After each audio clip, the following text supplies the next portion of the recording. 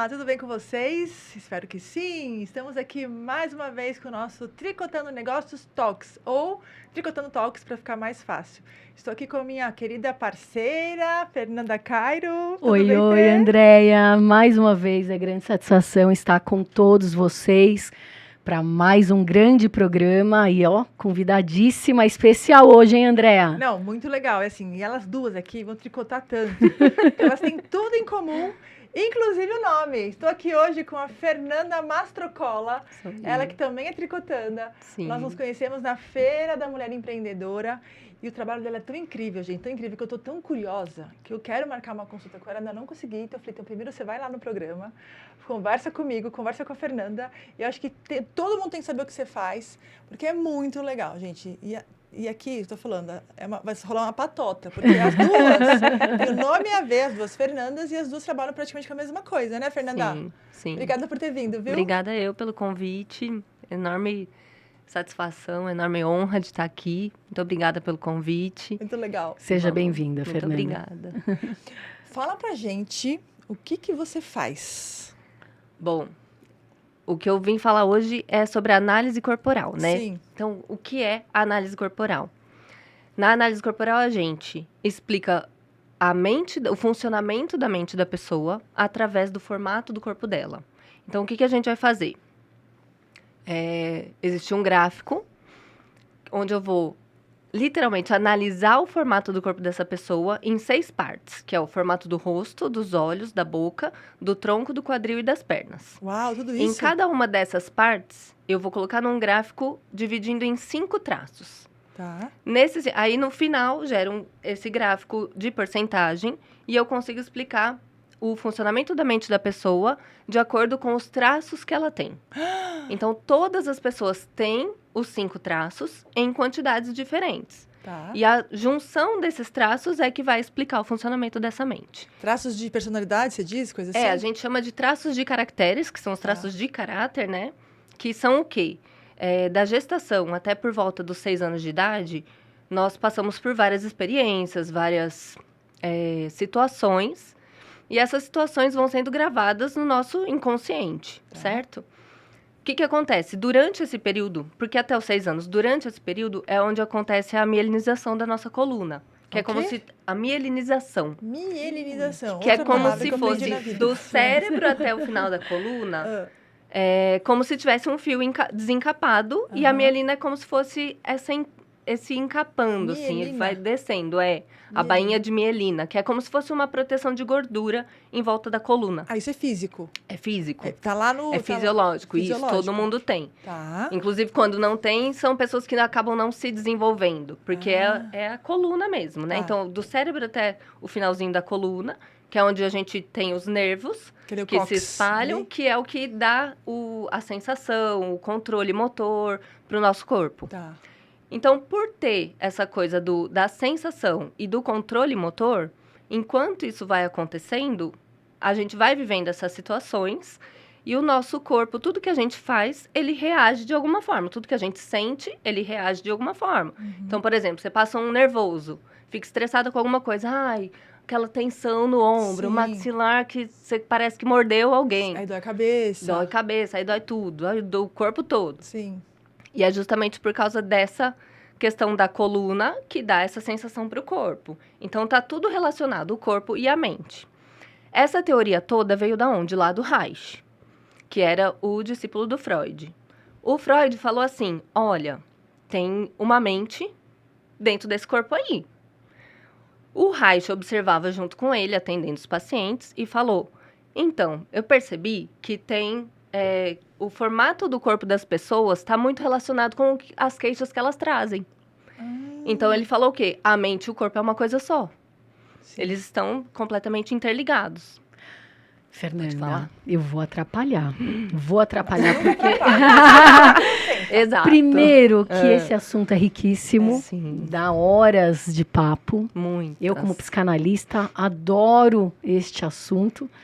Mas eu quero entender como a Fernanda chegou a este trabalho atual.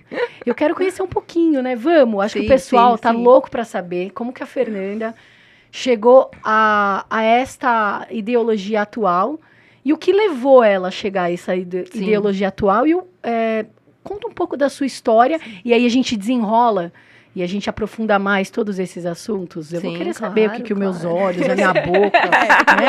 Você é fisioterapeuta, não é? Sou fisioterapeuta. Fisioterapeuta. Tá explicado, né? Eu comecei na físio, porque, na verdade, minha história começa lá atrás, que eu sempre gostei de dançar. Então, fiz 10 anos de balé. Você fez balé? Fiz. Eu também, onde você fez? Eu era do interior. Eu sou de São José do Rio Preto. A gente também é do interior.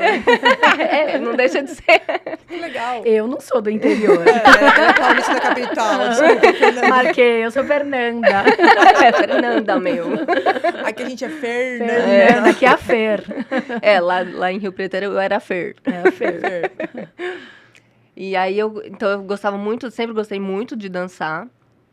E quando eu chegar naquela fase do vestibular, o que eu vou fazer da vida? Sim. E eu queria alguma coisa relacionada com o corpo. Só que eu nunca fui muito, por exemplo, do esporte. Eu já tentei fazer de tudo, fiz aula de futebol, de vôlei, mas eu não me via trabalhando com aquilo. Tá. Apesar de que tem também o aprendizado em relação ao corpo, mas eu teria que passar por tudo aquilo e eu não queria. Então eu falei, vou para fisioterapia. E eu sempre tive uma coisa assim, falar assim, nossa, eu sempre fui louca por reabilitar pessoas. Não. Porque eu sempre pensava assim, mas por que a pessoa deixou chegar nesse ponto? Entendeu? Você já pensava diferente. Eu já pensava na prevenção, sabe assim? Sim. Tanto é que eu nunca trabalhei em hospital, em clínica de reabilitação, nada disso. Eu fui para a área da qualidade de vida, dentro de empresas, então eu trabalhava com massagem, exercícios laborais dentro de empresa, foi meu primeiro emprego. E depois eu fui para o Pilates e drenagem. Sempre gostei de cuidar da pessoa, não tratá-la. Entendi. Porque quando você é fisioterapeuta, você não deixa de ser terapeuta. As pessoas que têm dor, têm lesão, têm problema, elas têm um histórico. Sim. E elas sempre entregam tudo para você ali, conta a história da vida. Sim. E aí eu sempre ouvia as mesmas histórias, as mesmas queixas. Eu falava, não é possível que a pessoa não ouviu o que ela tá me dizendo. Entende? Eu perdi a minha mãe quando eu tinha 19 anos, ela tinha 41. Ela teve câncer de mama. Nossa. E naquela época, pra mim, já foi muito claro o quanto aquela doença foi emocional. Sério? Muito, muito mesmo, assim. Ela passou, acho que 6 anos quase em tratamento. E na fase final, assim, aconteceram várias coisas de família e tudo mais, que eu vi o momento em que ela desistiu, vamos dizer. Porque até então, ela passou 5 anos lutando contra a doença, tipo... Ela ia de Rio Preto a Barreto, sozinha, de carro, dirigindo, com câncer no cerebelo. Tipo, maluca. E ela ia, e você via uma mulher forte, continuando a vida. Terminando, inclusive, faculdade de psicologia. Nossa. Sério. Ela se formou, antes de falecer, com honra ao mérito e tudo mais. E aí, eu enxerguei aquilo, quando o momento em que ela desistiu, e eu falei, cara, pra mim aquilo ficou muito óbvio, muito claro. E aí, depois que ela faleceu, eu vim para São Paulo, porque eu já estava sozinha, meu pai já morava, eles já eram separados, e eu morava só com ela, então eu fui para São Paulo, que minha irmã já morava em São Paulo, eu fui morar com ela. E aí, com a minha irmã lá, eu comecei a minha irmã gosta muito de livro, e o primeiro livro que eu entrei em contato com esse mundo foi um livro antiguíssimo, acho que era, tipo, primeira edição do livro da Louise Hay. Você pode curar sua vida. E aí, dali em diante foi só subida, né? Ladeira abaixo não, foi só subida. Que legal. Foi dali que eu comecei a falar assim, bom, o que eu pensava faz sentido.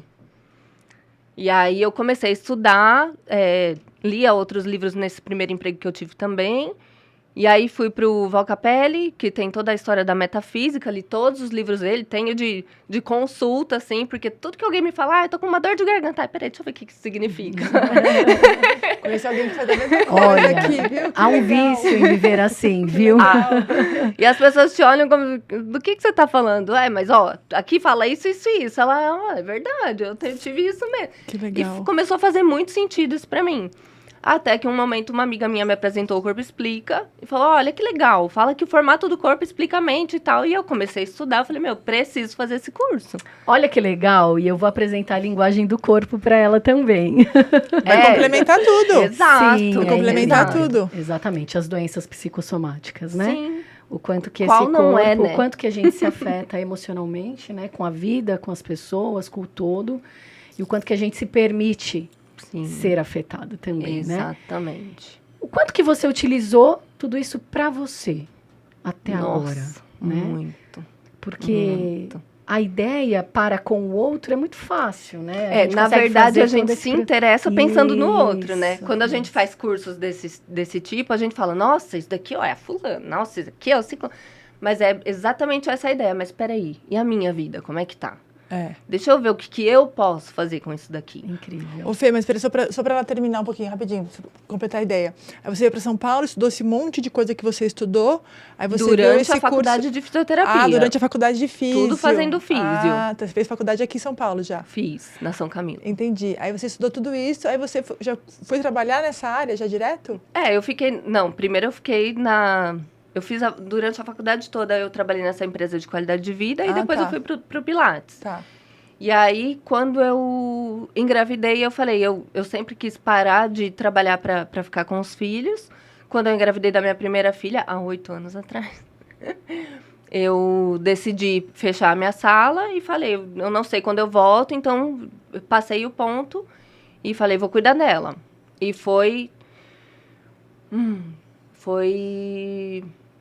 Acho que quando ela tinha uns 3 anos que eu comecei a conhecer o Corpo Explica, a me interessar. Aí, depois de uns 2 anos, eu comecei a fazer o curso. E aí, depois eu passei... Porque quando a gente faz o curso, a gente passa pela análise. E aí, eu fiz também a terapia imersiva deles, que chama Troca Justa. Que é você... Literalmente isso. A vida que você está levando hoje, as coisas que você está vivendo hoje, que você não quer mais, você troca pela vida que você quer ter. Nossa. Como? Com algumas atitudes. Caraca, troca justa, chama isso? Troca justa, literalmente, troca justa. Se você não quer isso, então deixa de fazer aquilo, sabe assim?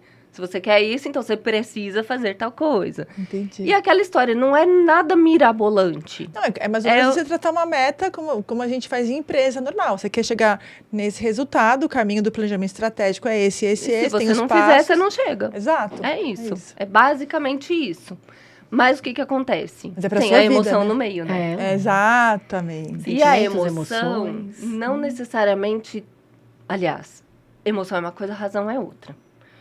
Só que a emoção, a gente, além de não é que a gente não tem controle, mas ela vem de lugares que a gente não teve controle. Sim.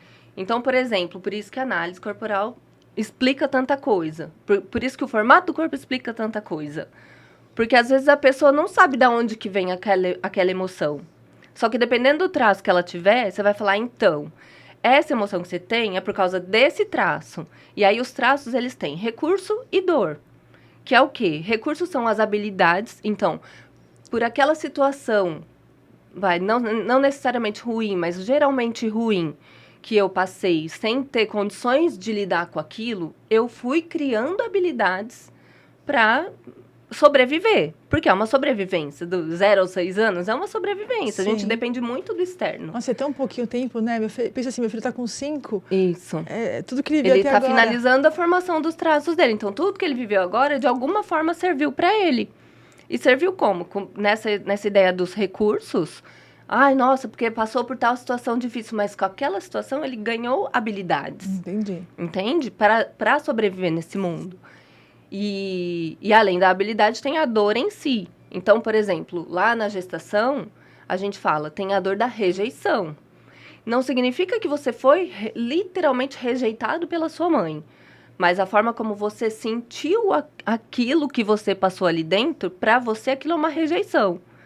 Então, por exemplo, a mãe passa por uma dificuldade. Sim. Enquanto está grávida. O marido perdeu o emprego, a mãe ficou desesperada, não sabia o que ia fazer. Cada vez que aquela criança se mexia, ela lembrava que estava grávida e aquele corpo sentia aquele medo. Nossa Senhora. Quando a gente está com medo, o nosso corpo reage. Sim. O útero é um músculo, ele reage também. Sim. Então, diminui nutrição sanguínea, de oxigênio. Então, o que acontece? É como se aquele útero para aquele bebê começasse a ficar apertado, frio, tipo, incômodo, tá estranho ali. Então, para ele, a única coisa que ele tem é aquilo. Ele não sabe que ele tá dentro de uma pessoa que tá passando por alguma coisa. Ele só sente como o ambiente em volta dele tá. Então, o que ele fala? Pô, quando eu existo, o ambiente não fica legal. Então, é como se ele não pudesse existir. Então, ele se sente rejeitado. Nossa. Então, a pessoa que tem esse traço mais alto, ela vai ter medo da rejeição. No sentido de se expor e sentir a rejeição. De colocar as suas ideias e sentir as suas ideias rejeitadas. E qual que seria um traço físico que você consegue analisar disso fisicamente, por exemplo? Só um exemplo. O esquizoide, ele é magrinho, aquele corpo sem vida, alongado, esticado, cabeça maior do que tudo. Geralmente eles usam óculos, quando é, muito esquizoide, né? Então, por exemplo, o meu gráfico é um gráfico que a gente chama de gráfico distribuído. Que é o quê? Eu tenho muito parecido todos os traços, só que o meu traço mais alto é esquizoide. Então, é aquela pessoa magra de ruim. Eu posso fazer o que eu quiser, eu posso engordar 10 quilos que o povo vai falando, mas você ainda é magra. Que foi o que eu falei pra você, 10 quilos pra você não fazia muita diferença. Entendi. Entendeu? Entendi. Aí, então, tem os 5 traços, né? E aí, deixa eu falar, já que você perguntou do esquizoide, eu vou falar dele. Já que eu sou boa nisso. Já que agora eu me conheço, então eu sei como é o esquizoide. Legal. E você dá essas nomenclaturas para cada perfil, é isso? Corporal? Quando a gente faz o gráfico, eu vou falar para a pessoa. Porque esquizoide, aí deve ter um outro perfil também. Sim. Tá. Sim. E aí o que acontece? Os nomes, eles mantiveram da literatura original. E eles são meio assustadores, né? O esquizoide, a gente tem o transtorno esquizoide. E não tem a ver. Tá? Então, os nomes que tem na análise não estão relacionados a diagnóstico clínico. E que não é uma ideia tua, e sim uma ideia fundamentada no curso que você fez, é Exato, isso? Tá, exato. perfeito. Não fui eu que inventei. Tá bem. Não, é bom porque a gente precisa deixar bem aberto. Afinal, a gente tem um público muito diverso, e aí as pessoas querem saber na íntegra mesmo, claro, né? Exato, de onde você tirou isso, exato, né? É tão importante, Exato. tá tão rico esse assunto. Ai, tá tão gostoso. Estamos só aprendendo aqui, Você tá filtrando as ideias. Eu imagino, sua cabeça deve estar borbulhando. Adoro isso. Então, é assim, os nomes são esquizoide na fase da gestação, oral na fase da amamentação, psicopata na fase em que a criança começa a descobrir um mundo além dele e da mãe. Psicopata? O nomezinho não é muito legal. A tua filha tem um traço de psicopata. Poxa vida. Exato. A gente, quando vai falar, fala o psico, porque aí já diminui um pouco. O quarto traço é o masoquista. Vixe, os nomes, meu Deus do céu. Que é da fase do desfraude. Tá. E o rígido, que é o último traço, que é a fase onde a gente brinca, que é onde a informação dos nervos chega na parte íntima, que é a parte que chega o choquinho nas partes íntimas. Né? Exato. Fala, né? Tá. Então, lá na gestação tem toda essa questão da criança com o útero e tudo mais. Então, é aquela pessoa assim, eu não posso existir fisicamente, então o mundo existe dentro da minha cabeça. Então, são pessoas que são extremamente criativas. Você pedir para inventar uma coisa do zero, a pessoa ela tem facilidade de fazer isso. É uma pessoa extremamente lógica, racional. Aquela pessoa que você fala, você vai contar uma história, você fala 3 palavras, ela já entendeu a história. Aí você continua falando, ela fala, não, já entendi. É o esquizoide, porque ele processa a informação muito rápido dentro da cabeça, porque cabeça é com ele. Aí vem a fase do oral, que é da amamentação, que é aquela fase que o bebê não sabe se expressar, ele não tem outra forma de se expressar. Então, o esquizoide, ele vai de que faixa Ele é da etária? Gestação até um mês. Até um mês. Que Nossa. é, tipo, literalmente sair dali e ainda tô meio ali dentro. Agora vem a fase oral, que você disse. A fase oral a partir de um mês até por volta de 1 ano e meio. Tá. Que é aquela fase que o bebê não sabe pedir o que ele quer, então ele chora. E nenê, quando chora, todo mundo enfia alguma coisa na boca dele. Seja uma chupeta, seja o peito, tipo, algum, vamos dizer, calar a boca para aquela criança. Então, pode ser que a mãe estivesse com a criança no peito, segurando no colo, mas sei lá, hoje em dia, no celular. Ou então, conversando com a vizinha, assistindo uma televisão. É como se aquela criança não recebesse o que ela pediu. Às vezes ela só queria, vamos dizer, ficar no colo. Exatamente. Pela linguagem do corpo, vou aproveitar. Eu Lógico, falando, né? Muito legal. É muito bom. A gente faz uma outra interpretação, mas a linha acho que de raciocínio é quase que semelhante. Então, de 0 a 7 anos e meio, a criança ressoa pela energia da mamãe. E o que também vivenciou dentro da gestação dessa mãe foi pela inconsciência do que essa mãe estava tendo em relação ao dia a dia dela no desenvolvimento desse bebê, enfim, até nascer. Então, de 0 a 7 anos e meio com a mãe, 7 anos e meio até 14 anos e meio, sob a ressonância da energia do papai. A partir dali, compreende-se que o indivíduo ele já está apto a desenvolver tudo que ele captou. Então, ele carrega todo esse processo e já vai para a vida. Mas a gente faz também dentro da psicanálise essa análise fases, a fase do ser. Então, do 0 até os 2 anos e meio já entra a fase oral, a gente já começa nesse processo. E na linguagem do corpo, a gente entende que quando essa mãe não amamenta, mesmo que seja peito ou mamadeira, olhando nos olhos desta criança, a criança lá na frente, ou seja, não tendo essa atenção devida, né, a dedicação, a literalmente, a forma como o bebê se liga com a mãe. A criança vai desenvolver problemas com gordura. Vai ser gordinho. É isso. Vai ser. Olha, mames, parte da minha vida, a minha mames, claro, eu fui amamentada pela minha avó. A gente fala disso na análise. Isso. Olha que incrível, né? Sim. Então, a mãe que tá ali, o neném tá no seio, tá dando mamadeira, tá mexendo o fogão, tá assistindo a TV, ou mesmo tá mexendo no celular, ou fazendo qualquer outra coisa, que não está olhando nos olhos desta criança, a criança tem uma tendência a ser obesa, a ser gordinha, a lidar com esse problema. Essas são as características do oral. Ah, que bacana. É o gordinho, então, tá vendo? Há o mais flacidinho. Então, a gente fala, em relação ao oral, a gente fala que tem o oral do excesso e o oral da falta. O oral do excesso é quem realmente tem muita facilidade em ganhar peso, mas é um peso redondinho. Então, é aquela bochecha saltadinha, mais gordinho. Ou então, quando é o oral da falta, é aquela pessoa que é magra, mas é toda molinha. Você pega tudo flacidinho, tudo balança, sabe? Assim. E aí, a questão do oral é justamente essa. O que ele queria? Conexão. E é justamente a habilidade que ele ganha. Pô, não conseguia me conectar com a minha mãe, então eu preciso aprender a me conectar com as pessoas de alguma forma. É aquela pessoa que você olha, assim, dá até dó, que parece que ela vai chorar quando você olha. É aquela pessoa que tem o lábio gordinho, mas que parece que tem uma chupeta na boca. É justamente essa questão do oral. Então, ele tem muita facilidade em se conectar com as pessoas. Ele tem muita sensibilidade. O oral é aquela pessoa que vai comprar uma casa, passa a mão na parede. Nossa, olha essa parede. Tipo, mano, que viagem é essa? Uma parede. Textura, sensibilidade, tudo que é cheiro, sensação, é com oral. O oral gosta muito, ele se dá muito bem. Então, ele se conecta muito fácil com as pessoas. E é justamente a sensação, o bebê está lá. A mãe está fazendo qualquer outra coisa, não está olhando para ele. Como ele se sente? Abandonado. Não, então, a dor do oral é a dor do abandono. E agora pensando assim, do lado da mãe também, né? A mãe não tem essa consciência. Nenhuma, e nem deve. Nem deve se preocupar com e outras isso. vezes também, você também tá lá. A mamãe, né? Meu filho mamou até os 3 anos de idade. Sei bem.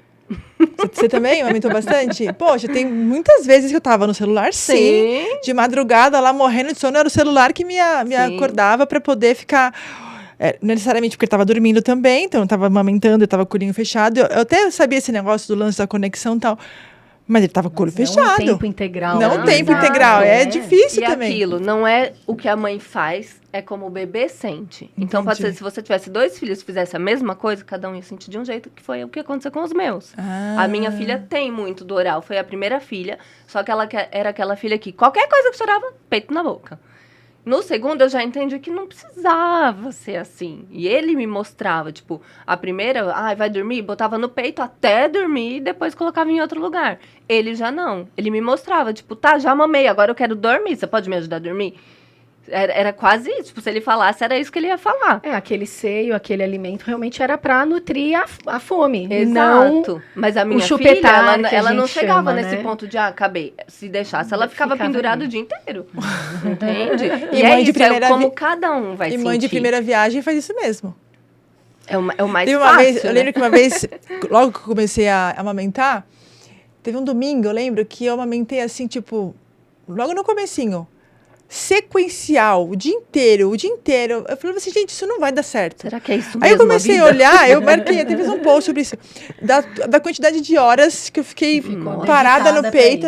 Falei, não, isso aqui não vai dar certo, alguma coisa está errada. Aí eu entendi que ele dormia, então ele não amamentava.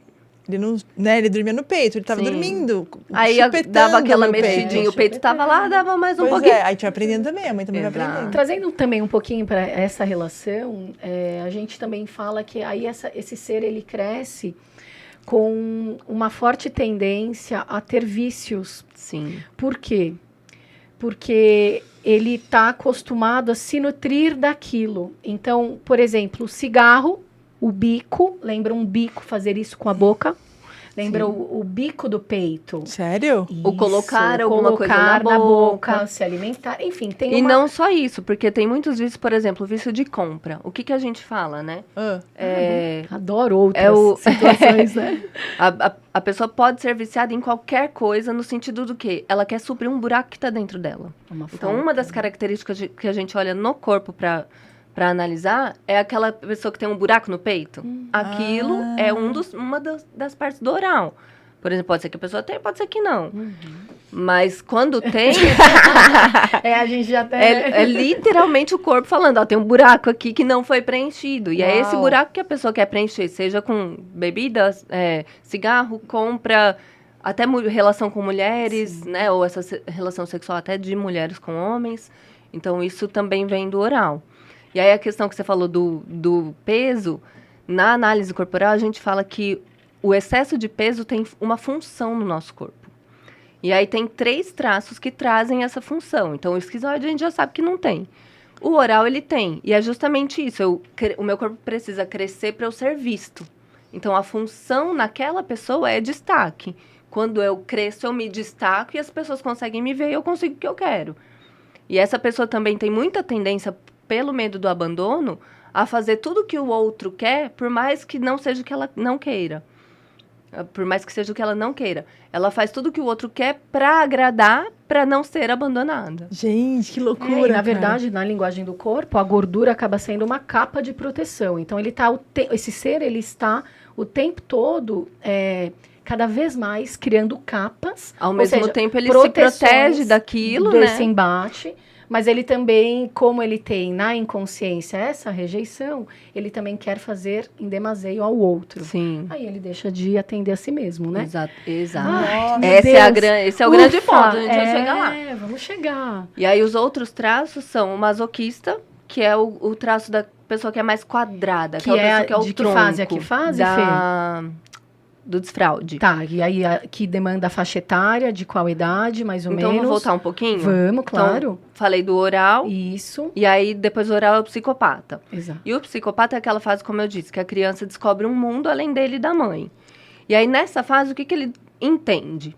É aquela fase que a criança tá fazendo todas as gracinhas do mundo, é a coisa mais fofinha, todo mundo gosta e bate palma e tudo mais. Ai, filho, vem aqui, a fulana chegou, faz aquele negocinho que você aprendeu. E a criança, faz, todo mundo acha lindo, bate palma, ele é maravilhoso.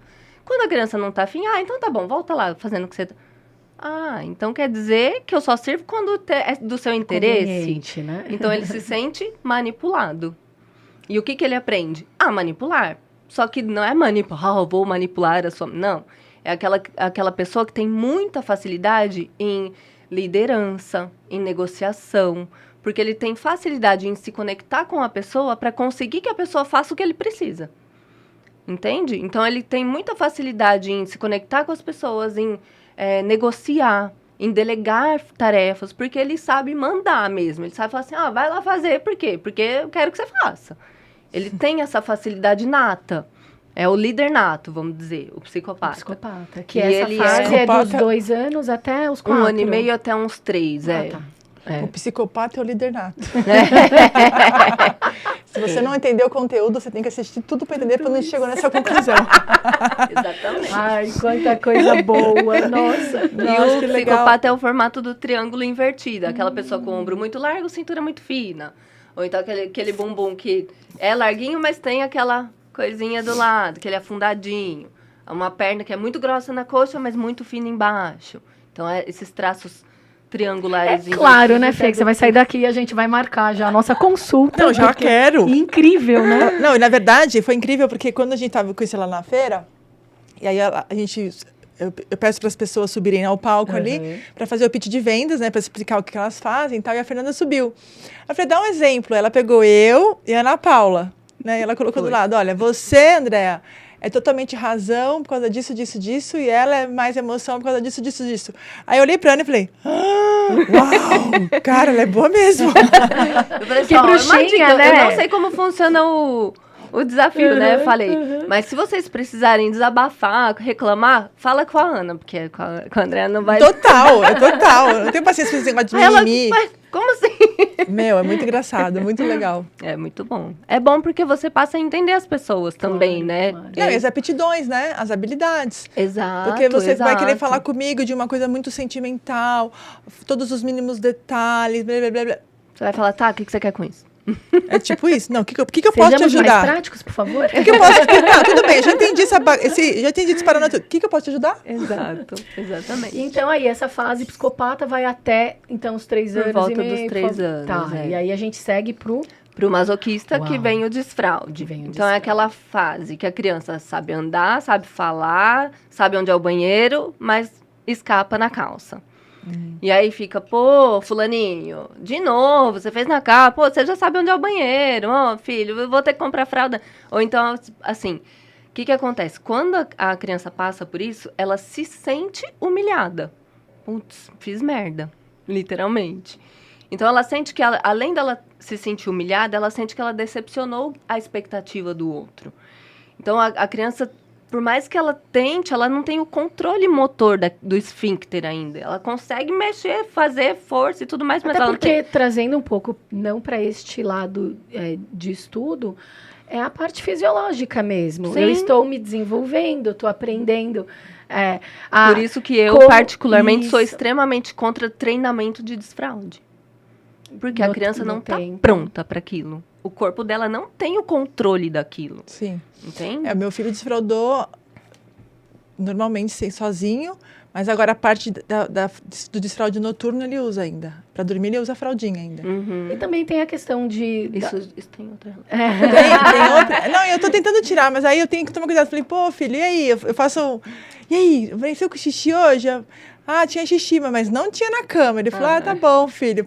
Mas eu queria que não tivesse mais a fralda. Trazendo um pouquinho, tem também a parte de desenvolvimento individual de cada ser, né? Então, assim, o quanto também que a gente precisa olhar para essas questões e o quanto que também a gente precisa também aterrar, pôr os pés no chão e olhar realmente o quanto que ele, como indivíduo, está desenvolvido e pronto para. Exato. Porque para tudo tem precisando, respostas, mas né? o que nesse momento ele está.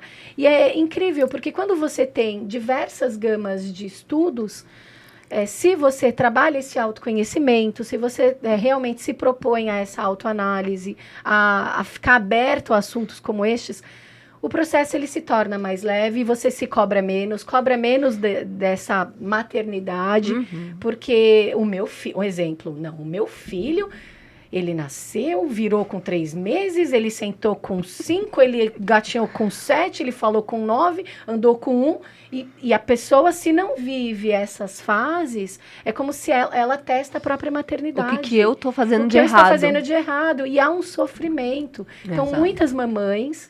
sejam mais leves, porque a gente precisa também respeitar o individual.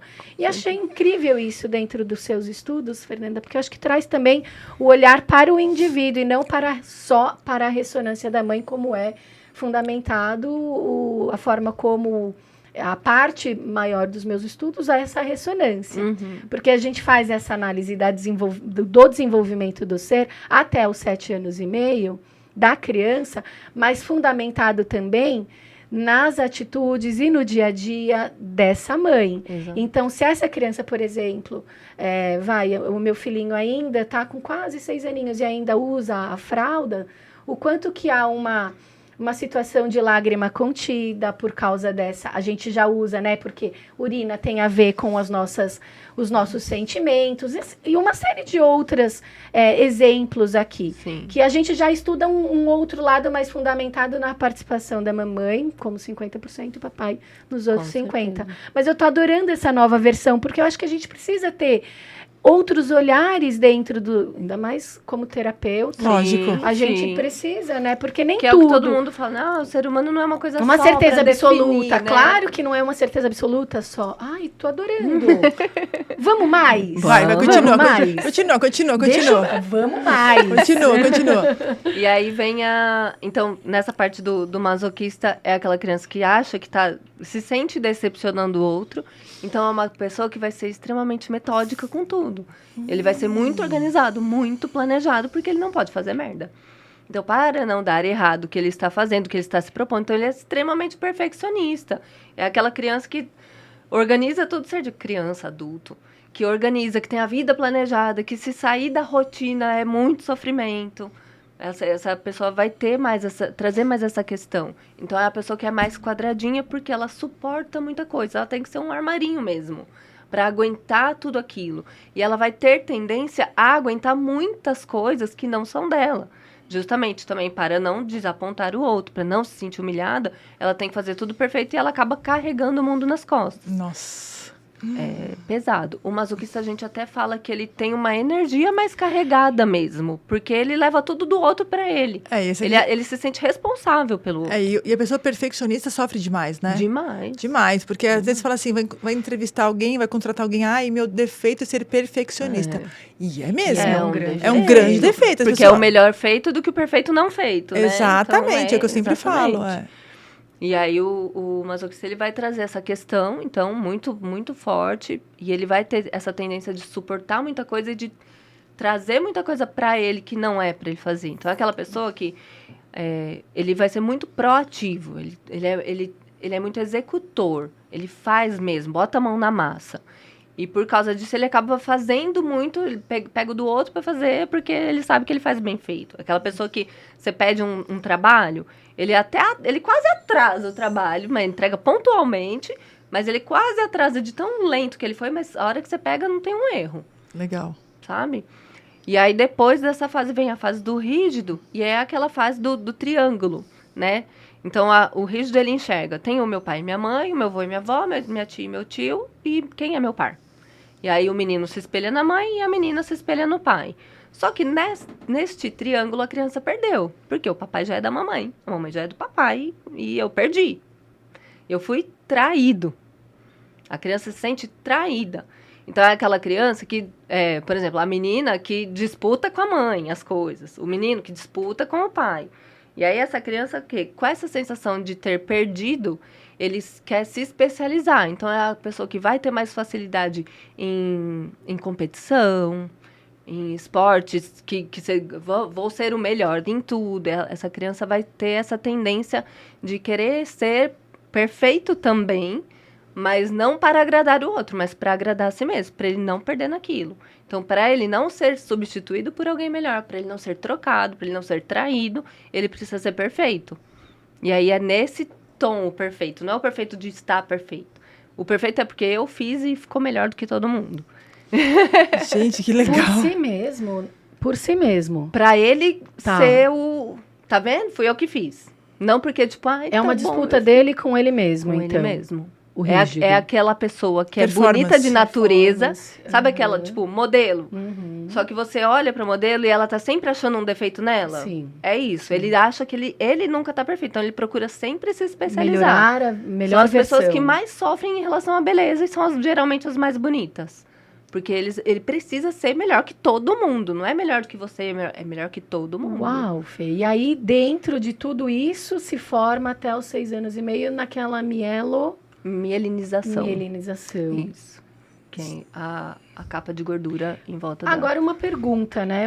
Acredito que todos também devam estar se perguntando nesse momento. A gente passa por várias fases nas nossas vidas, várias situações desafiadoras, felizes. Então, esse corpo, ao longo da vida, ele pode ir transmutando. Ora, eu posso estar num perfil esquizoide, Ora eu posso estar num perfil oral. Não. Eu quero entender, é possível tudo Não, isso? pelo que eu entendi, não. Não, assim, quando a gente faz é análise, fixo? inclusive o fundador, que é o Elton Euler, ele fala que ele é extremamente determinista. E aí vai até contra o que todo mundo fala, mas o ser humano é uma mistura de tudo. Ele fala, não, eu sou determinista por quê? A pessoa passou por isso, o formato do corpo ficou daquele jeito.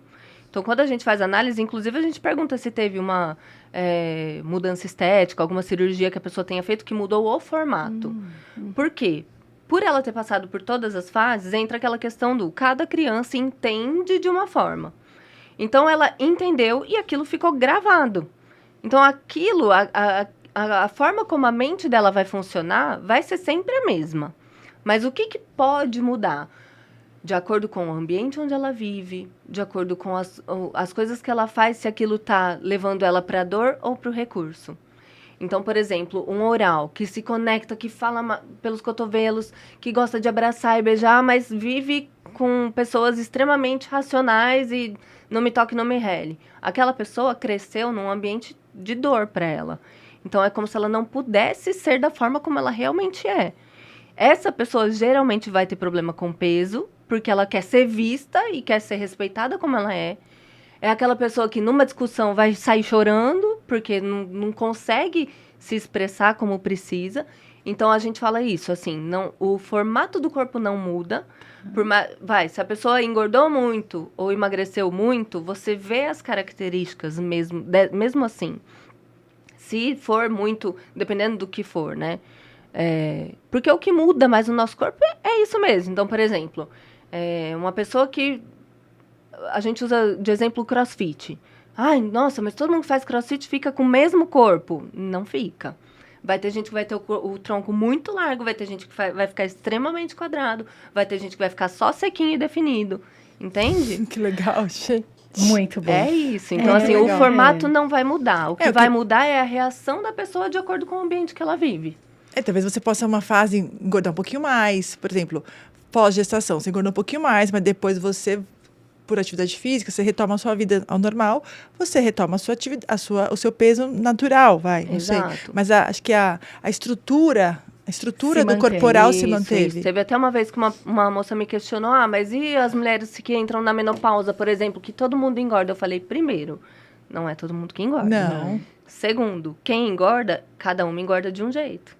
Vai ter gente que vai ganhar um bundão, vai ter gente que vai ficar mais barrigudinha, tem gente que da cintura para cima cresce muito e nas pernas não. Então, aquele gráfico vai alterar. Gente, então até os 6 anos de idade é uma fase assim super importante para a criança, para todo ser humano. Sim, por isso que a gente fala tanto nessa questão do ambiente em que a criança vive, né? Então, não é só a questão da mãe ficar ali, porque tem muita mãe que fica 24 horas, mas que mais faz sofrer do que outra coisa. Faz um link muito dentro da psicanálise, porque quando a gente faz o trabalho de olhar para a criança interior, a gente pede para que a pessoa, quando está num setting de análise, num processo analítico, a gente faz uma atividade que é pegar uma foto de 5 a 6 anos. Olha que incrível. Ou seja, já quando está acabando. Exatamente. Por quê? Porque é onde já se captou toda essas situações. E aí, esses registros, Reich, registro acástico, você deve estar alinhado um pouco a isso. E o quanto que esse adulto agora vai olhar para essa criança quando pequena. Então, eu, Fernanda adulta, vou olhar para Fernandinha e vou acolher esta criança com a minha capacidade atual de olhar a vida com olhos mais em equilíbrio, enfim. E esse 5 a 6 me chamou a atenção, o 0 a 6,5, né? Linka muito o quanto que o indivíduo realmente é importantíssimo esse desenvolvimento. Sim. Esse ambiente Inclusive, em que ele vive. Quando eu faço a análise, eu particularmente, depois que eu fiz a minha, eu sentia, por exemplo, uma necessidade de dar uma certa continuidade, porque a análise é uma sessão. Você vai e resolve a questão que a pessoa te traz de acordo com os traços dela, Então, por exemplo, a pessoa... então é isso. Vamos falar sobre o seu trabalho. Ah, que legal, hein? O que você acha dela? Não, a questão toda da análise é você dar resposta para a pessoa. Então eu bato lá no seu consultório e falo, Fernanda, me ajuda, por favor. Como que é feito? Como que você vai, vai me ajudar? A sessão de análise leva em torno de 1h30 a 2 horas, né? A gente dá esse... Aí, na sessão, eu vou fazer o gráfico e vou explicar para a pessoa tudo aquilo. Ó, é assim, você funciona assim, funciona assado. Isso é bom para você, isso não é tão bom. E aí, a gente brinca que é o gênio da lâmpada. Agora, você me traz 3 questões que eu vou responder para você. E, geralmente, por que a gente fala 3 questões? Pode ser saúde, financeira e relação. A hora que a pessoa falar, uma coisa vai estar ligada com a outra de alguma forma, né? Então, quando a pessoa traz a questão... ela traz uma queixa, né? Ah, estou passando por tal coisa. Dependendo do que ela traz, quando você olha para o gráfico, você entende qual é o traço dela que está na dor. Nossa, que Fala, legal. bom, então você está passando por uma questão no seu relacionamento e você tem o traço oral muito alto. O que acontece? Você está querendo agradar demais essa pessoa por medo de ficar sozinha.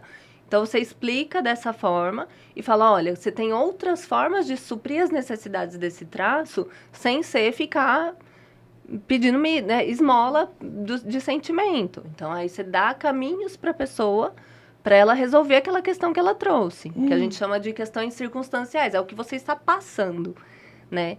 E aí, dentro disso tudo, a gente fala do quê? Fala da dependência emocional. Então, todas as questões que a gente passa, inclusive financeiramente falando, estão relacionadas com o lado relacional, que traz essa questão da dependência emocional. Que é justamente isso, eu estou fazendo por outros motivos, mas não porque é minha prioridade, é o meu sonho e tudo mais. Que legal, muito gente. Bom. Agora eu quero trazer para Tricotando Negócios, porque isso é Não, você era um perfil de trabalho e você migrou para essa independência, para esse negócio individual de uma mulher que empreendeu, alinhou muitas coisas, né? Sim. Eu acho que o trabalho da Fernanda é realmente aquele empreendedorismo de propósito. Sim. Né? Porque ela era fisioterapeuta, trabalhava com pilates, trabalhava em empresas, mas uma hora ela se viu que não fazia mais sentido e ela começou a estudar e foi aprofundando para ser terapeuta corporal. Muito legal. Sim. Olha, eu achei incrível. A vontade minha era essa, de falar para a pessoa, olha, isso que você está me falando, tem uma questão aí, né? Olha para isso. Exato. É você empreender com um propósito. E isso, quando você encontra isso na tua vida, eu acho que faz todo o significado. Traz tudo. Sim. A vontade de viver, a vontade de trabalhar. Você não tem que falar assim, puxa, hoje é segunda-feira eu vou trabalhar. Não, hoje segunda-feira eu vou ajudar alguém. Antigamente chegava, feriado, final de semana, férias das crianças. Não, quero saber de trabalhar não, né? Hoje, você quer marcar? Vamos. É verdade, que ela fala, vamos marcar. Fernanda, foi uma delícia falar com você. Olha, o tempo já passou assim, voando, a gente nem viu o tempo passar. Queria te agradecer, acho que foi riquíssima a contribuição de vocês. Fernanda, foi incrível. Muito legal, muito bom. E eu vou marcar. Não, você não vai marcar. Eu vou marcar para você. Vou marcar. Muito obrigada. Obrigada, gente. Agradeço de coração. Você mostrou para as pessoas também que existem respostas que às vezes está no seu corpo, olhando para o espelho, como uma terapeuta pode te explicar tanta coisa, que você pode começar a fazer um tratamento para você se entender melhor, para você entender suas atitudes, as suas emoções e também prevenir problemas, doença, né, claro. As doenças psicossomáticas. Isso vai te trazer mais vitalidade, mais vontade de viver, vontade de empreender e ter uma vida melhor. Com certeza. Incrível, muito bom alinhar essa parte do trabalho com o propósito de vida. Sim. Isso é um propósito de vida. Sim. Como que eu posso viver em gratidão? Porque quando você acessa isso no outro, você promove um preenchimento dentro de você. Com certeza. Que é um preenchimento que você não consegue dar forma. Que realmente é o processo da gratidão. Então, é um propósito de vida. A minha missão de vida é essa. E fecho o ciclo, né? Eu trabalho, acesso a minha participação na vida do outro e na minha e vive tem aquela história de cada atendimento que a gente faz é alguma coisa dentro da gente, sempre, né? A gente sempre atrai pessoas com alguma coisa que mexe com a gente, né? Onde eu tratei isso em mim. Exato. Muito obrigada. Obrigada, foi uma delícia. Gente. Obrigada.